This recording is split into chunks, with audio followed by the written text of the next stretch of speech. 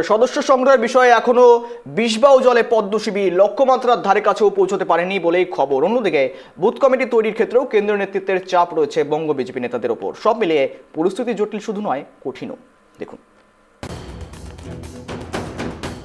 লক্ষ্য ছিল ৭০,০০০ সক্রিয় সদস্য করার।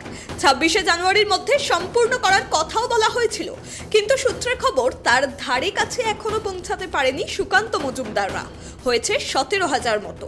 ফলে স্বাভাবিকভাবেই আবার বাড়াতে হবে সময়সীমা, কারণ সময় বাড়িয়ে সদস্য সংখ্যা বাড়াতে না পারলেই বুথ সংগঠনই সম্ভব হবে না।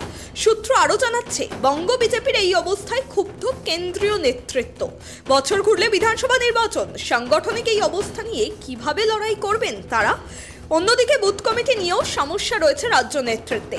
এখানে বিষয় যেটা, সংখ্যালঘু এলাকার ৩০% বুথ নিয়ে ভাবার প্রয়োজন নেই বলে কেন্দ্রীয় বার্তা এসেছে বলে খবর।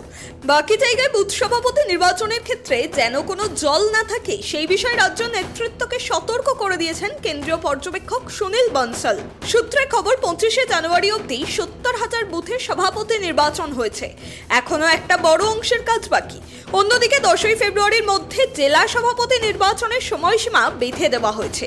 এদিকে বঙ্গ বিজেপির সাংগঠনিক নির্বাচন প্রক্রিয়া চালানোর জন্য যাদের জেলা রিটার্নিং অফিসার নিয়োগ করা হয়েছে, তাদের অনেকের কাজ নিয়ে ক্ষুব্ধ কেন্দ্রীয় নেতৃত্বরা।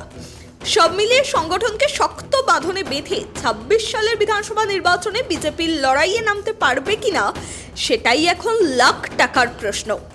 ত্রয়ন চক্রবর্তীর রিপোর্ট, ট্রাইব টিভি বাংলা।